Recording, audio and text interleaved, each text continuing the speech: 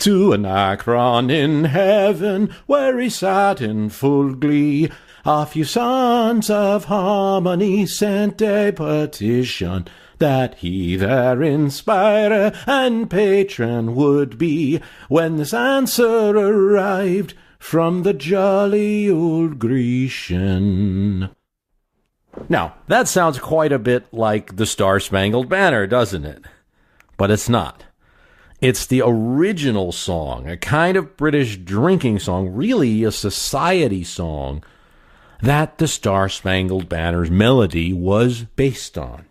The anachronetic song, or To Anachron in Heaven, was written in the 1760s or 1770s. It's the anthem of the Anachronic Society, an amateur musicians fraternity in London.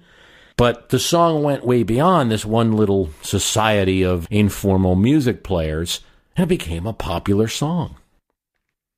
By the time you get to 1812, war breaking out, it was popular in many parodies based on this song. Francis Scott Key, the famous creator of the American anthem, was just one. Voice, fiddle, and flute, no longer be mute. I'll lend ye my name and inspire you to boot. Thank you. I will spare you any more singing for now.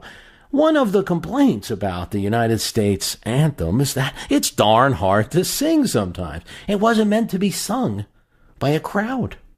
It was meant to be sung by a small society. And the most of those lyrics would be sung by the solo artist, sometimes the president. The song has a range of 1.5 octaves. It's very difficult for the average person to sing. The chorus is supposed to be where others would join in. Knowing the history about things can help to explain what's going on today. Help us gain perspective. To be better people. Sometimes it's also just plain interesting. And that's the basis of this podcast, My History Can Beat Up Your Politics.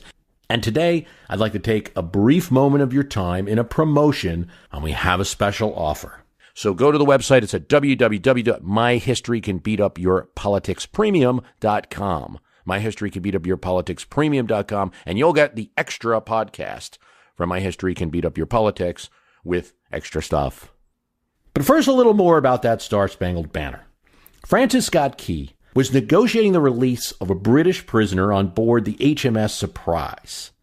And the negotiations are going well. The British are going to release him, but while they're on the ship, they're learning too much. They know, Key and his prisoner friend, that Baltimore was going to be attacked. So they couldn't let these people go until after the attack. So they stayed on the HMS Surprise. Key wrote the verses while he was on the ship. And when he gets to shore, this is where politics become a little bit important. Local Baltimore politics. Key was connected. His brother was a Baltimore judge. So when he started handing out handbills of his verses, it really got around quick, especially to all those defenders of Fort McHenry. The song spread from the street to popular newspapers. It was repeated. It became an anthem of America in general, an anthem of America on the Union side during the Civil War. In the 1880s, it was made the official song of the military. The first president to formalize that was 1916. President Woodrow Wilson made it the national anthem played by the military and naval services. But it wasn't until March 3rd, 1931, that it was officially designated as the national anthem by an act of Congress. We talk about a lot of history, of a lot of things here. This is a little one that I did a few years ago about the Star-Spangled Banner and its history. We tell a lot of stories on My History Can Beat Up Your Politics, and one of the requests that I get most often is for more content, more stories, more history, examine more topics, answer more questions. And in order to help me do that, we have the premium podcast. If you subscribe to that, it can be as little as $2 a month. You're going to get at least once a month a bonus podcast episode where I go in a little bit deeper in discussing some of the topics that we discuss on the podcast. For instance, we did the impeachment episode that was very popular, and I go on the premium podcast a little bit deeper into some of the stories of some of those people like Vinnie Ream and Senator Pomeroy that we didn't get a chance to talk enough about In the discussion about the Spanish flu epidemic, I tell some stories that show how severe that epidemic really was. Learn about the story of Irish boxer and rival to Tammany Hall, the boss, John Morrissey. Hear 10 things that you didn't know about George McGovern and Thomas Eagleton and the VP snafu that occurred in 1972. Go drinking with Franklin Roosevelt and learn about his famous martinis, something we touched briefly on in the episode about the Truman choice. Learn about JFK's run for vice president before he ran for president. It's not a well-known story. Learn about Eugene McCarthy's 1968 primary run, how it lit the political place on fire, and was Sanders-like in its momentum and how it captured and motivated new voters. And get lots of archived episodes of My History Can Beat Up Your Politics. All of these things are available on the premium podcast. I've counted. There's nearly 30 bonus content items that you get that have not been released to the regular cast. So some of them is me talking a little bit more about politics or following up on points. Earlier in the year, I had 14 points for American politics in this kind of crazy Trump era. And I go back and revisit those several months later, so you can hear about that. One of the most popular episodes was the Franklin Pierce episode. I go and talk about how I made that episode, how I researched it, and what's it like to build a podcast about a president like that. The premium podcast helps to support the program. Not only do I have equipment needs and book needs and costs that I have, but I also put my time into it. And if you do enjoy the program, think about supporting it, because that's the major reason to do it.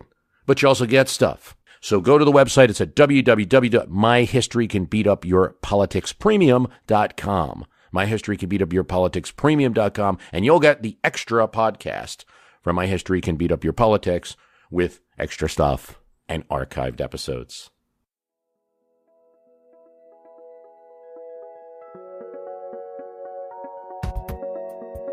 Okay, so just to let you know, we won't be doing fundraisers for the rest of the month or anything like that.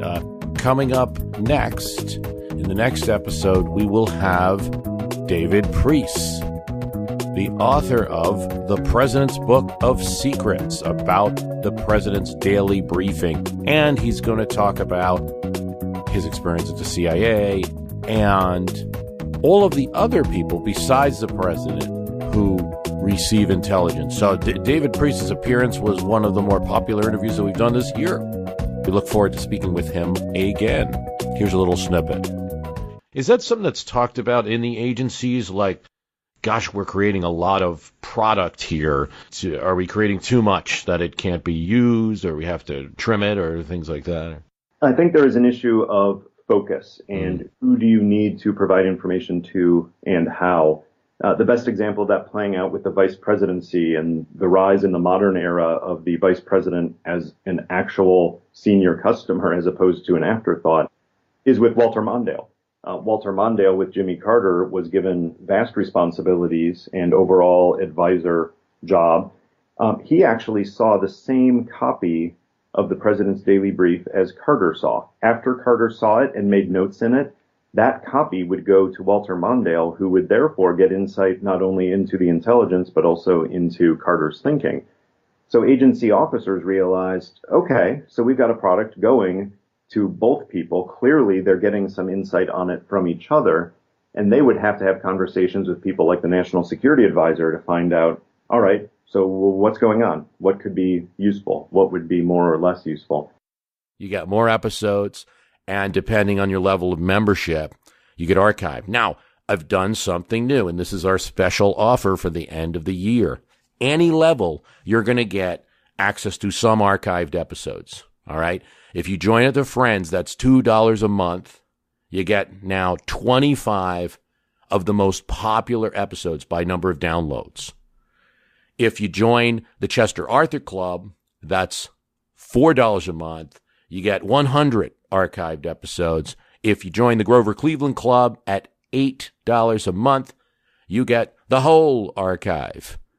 And if you join the Cincinnati, that's $19 a month. This is designed for people who really like the program, have the means, and want to support the program. At all these levels, I urge you, please don't put yourself in any financial strains to support me. I mean, I'm okay. But that group is really, and we do have members at all of these levels. Thank you so much for those who have signed up. And we do have Cincinnati, and I just appreciate the support. It's really what keeps things going. I mean, I have a lot of website hosting fees and my podcast hosting at Libsyn and et cetera. But it's not just about cost. I'm looking for something to be rewarding so that I can keep doing this and keep learning along with you. So go to the website. It's at www.myhistorycanbeatupyourpoliticspremium.com. myhistorycanbeatupyourpoliticspremium.com. And you'll get the extra podcast from My History Can Beat Up Your Politics with extra stuff and archived episodes. Mostly, though, I can say you're supporting me just by listening, and I thank you for that.